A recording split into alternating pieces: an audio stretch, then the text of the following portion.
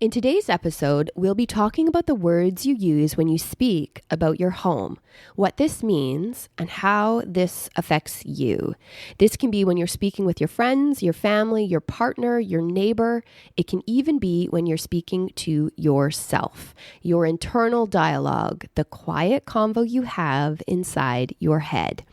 I think generally we understand that our choice of words affects us. And you hear things like speak positively, express gratitude, give yourself grace. But I think it's an important conversation right now to talk about how you view your home and how you speak about that view and the words you use to describe it. Welcome to today's episode. Welcome to Your Home by Design, the podcast where we talk all about our homes and how they affect our health and well-being. Some episodes we delve deep into the research and some we just chat. I'm Nico, an interior designer and researcher passionate about bringing forward the findings so that you can improve your lifestyle and well-being. Grateful to have you. Let's do this.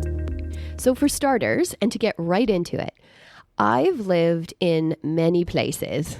My parents were divorced, so I had two homes. And then I moved out when I was 19. And from there until I got married, I basically apartment hopped.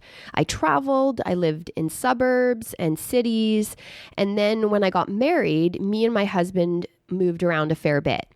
So I've had the chance to really evaluate spaces over an extended period of time. And some of the places I lived, I really didn't like. In some of them, the furniture wasn't right, or the place was old and it needed some love. The flow of the floor plan didn't work, so there was lack of storage, so it became really cluttered. I couldn't put things in places that were functional, so it was really aggravating. Or I didn't own the place and I couldn't make the changes that I wanted, but I thought about those changes. Or even just simply, I didn't have the time or the money. So I lived with things that were off and that really bothered me. So I've had these experiences. And honestly, looking back, I can see how those negative feelings and thoughts towards my homes, how that impacted me.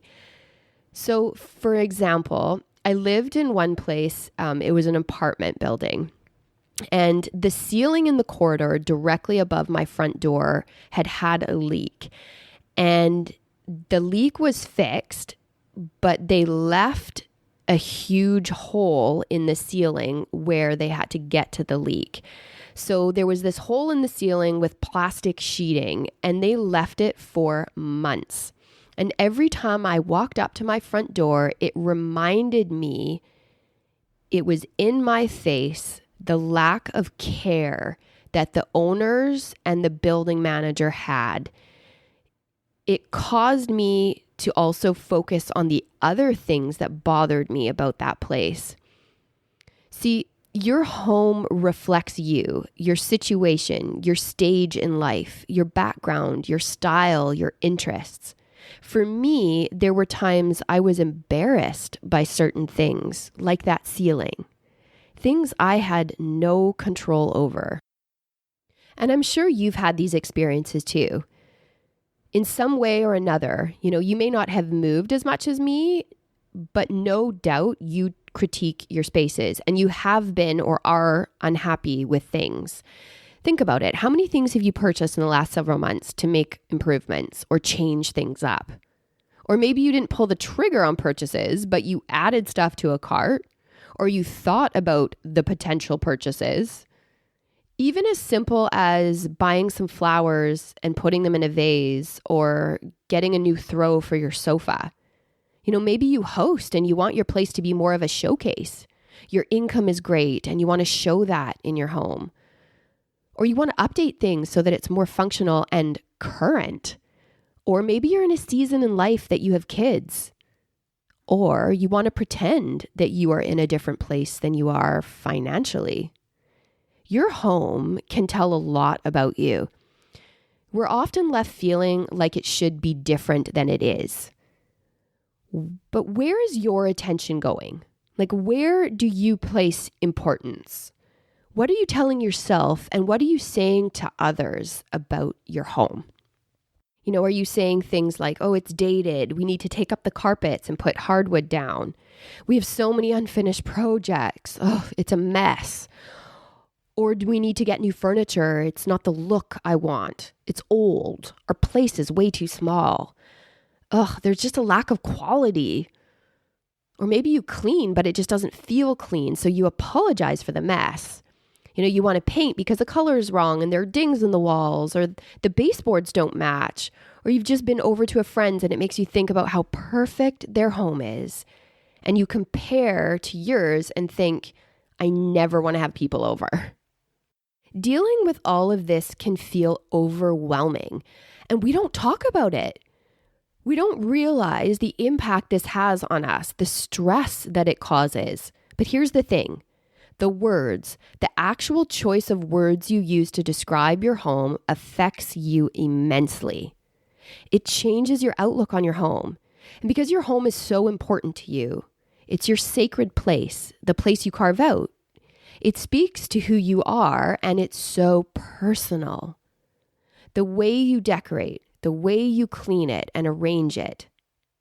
But the words you use to describe it, that quiet convo you have, that inner voice, and that voice comes out and you make it known to people. But often that voice can stay inside and cause stress, taking away joy. Especially if you shy away from having people over because of the story you've told yourself on what it should be and how it should look and how they will judge you based on what you think they'll see. So picture this. It's a Saturday. You've had a really busy week, running in and out, a bit of time in the evening to yourself, but not much. But your mind has been distracted and you've just let your home go.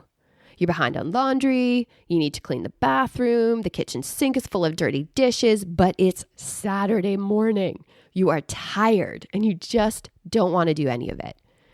So you pour another cup of coffee, sink back in your seat and start to get cozy, and then the doorbell rings. You think, oh no, it's someone I know. What do? Do you feel anxious? Do you feel anxiety all of a sudden? Stress? Do you jump up, run to the door and answer it? Or do you look around the room and all of a sudden you're shocked by the mess? It's glaring. You see everything you should have done. What do you do? Do you quickly tidy as you work your way to the door? Like, do you think about pretending that you're not home? When you get to the door, what's going on in your head? Are you freaking out? Wondering if they'll notice things you don't want them to see? And then when you finally answer the door, do you apologize? Do you feel embarrassed? Ashamed? So what words do you use when you explain the situation? Or maybe you play it cool and you stay composed, but I bet inside your head you're having negative thoughts. You're freaking out. You're telling yourself you should be better. You should have this organized. This is so embarrassing. I bet they don't let their place get like this. There are so many ways we speak negatively about our homes. It could be the situation I just described, or maybe for you, it's when you have friends over and you're showing them around, pointing out the negative without even being aware you're doing it or the effects it has on you. That could sound like, oh, here's our bathroom. Just ignore the towels. We have to replace them. Actually, the whole bathroom needs an overhaul. Oh, I've been so busy. I haven't had time to clean. Sorry for the mess. Oh, my kids' toys are everywhere. It drives me crazy. Sorry, our place is so small. You are ashamed of your home to the point that it affects your relationships, like not inviting people over.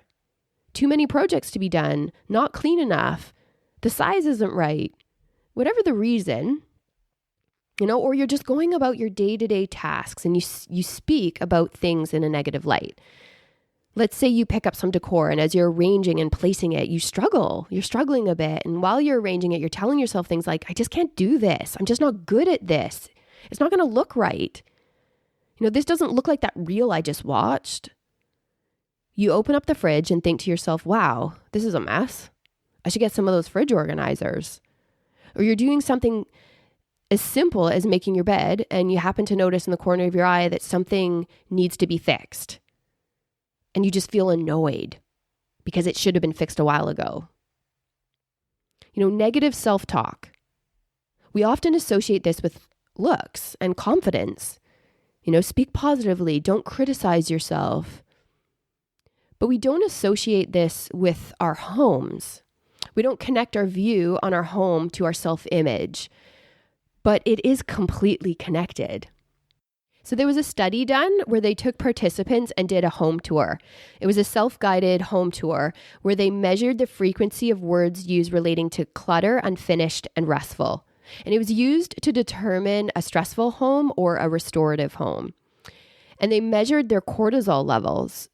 And the participants who had more of a stressful home had an increase of depressed mood over the day than the participants who had more of a restorative home.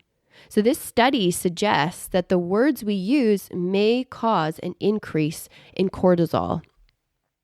If we focus on the negative, it stops us from experiencing joy. If we only focus on the things we want to change, then it keeps us from experiencing happiness. As an interior designer, I think about focal points.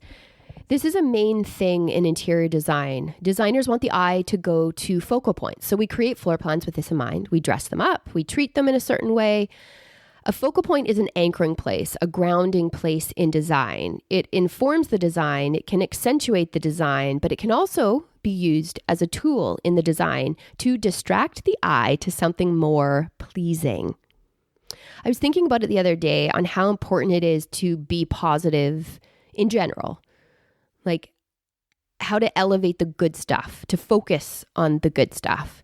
And I was actually thinking about if I were to correct myself all the time, how I would feel. How would that affect my outlook of myself and my capabilities?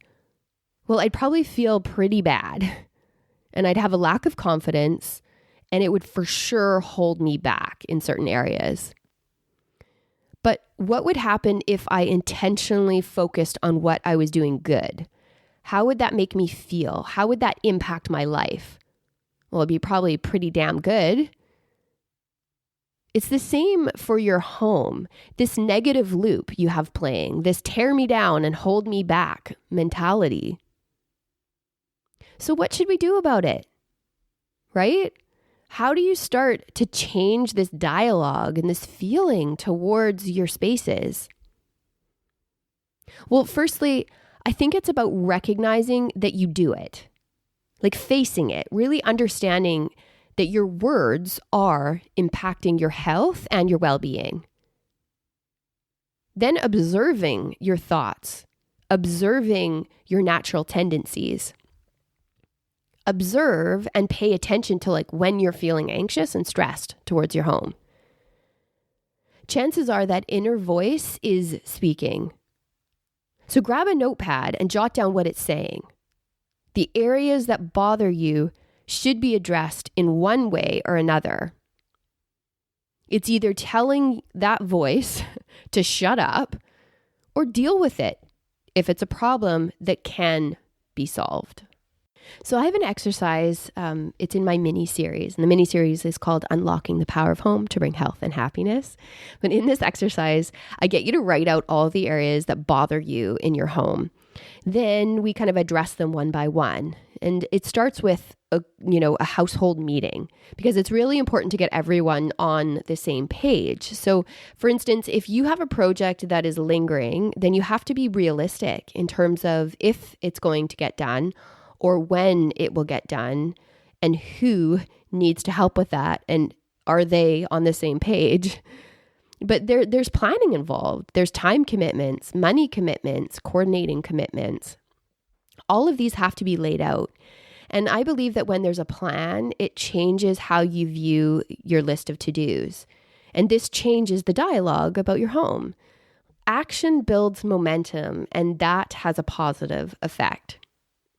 One of the last things I'm going to say today is just because it's this way right now doesn't mean it will be this way forever. And what I mean by this is, let's say you have been so busy that you've just let things go. Your place is a mess. It doesn't mean that you're a mess. It doesn't mean that you don't have pride in your home. Sometimes it's just simple. It's just not the day for this or the season in life for this. Maybe you just need this day to sit back on your sofa and have that extra cup of coffee, and you're going to overlook it. And then you're going to let it be. Don't beat yourself up about it. So I'm going to leave you with some quick things to kind of boost your feels towards your home. First, observe those words. Pay attention to what you're saying about your home and either deal with it if they're indicating that it's something that you can control, or let it go. But stop that inner voice from reigning supreme. The next is to schedule your cleaning and your organizing and come up with a game plan. Pick a room and address it. And the key here is really just to simplify. Remember, less is more. So the less you have, the easier it is to clean and maintain. If you need to purge and get rid of things to keep things better organized and clean, then do it. But just schedule it so you know when it's coming and what you have to do. Fix things that are broken. Plan a meeting with the house. Create the list of things that need to be fixed. Remove what can't be fixed so that it's not there mentally. Then start. Even if the plan is months down the road, you have the plan. And that is going to help you feel more positive about it. If you have things that really bother you that you can't control, then get creative with focal points. Put art on a focal wall. Place flowers in a nice vase. Use things to distract the eye. Because if you do, you're moving your eye along the space and it lands on something that you love, which is just going to boost your happiness. So I encourage you to create a home for you, to stop the negative narrative and start loving your home. Don't be ashamed. Use your words with caution. Deal with what you can and ignore the rest. Thanks for listening.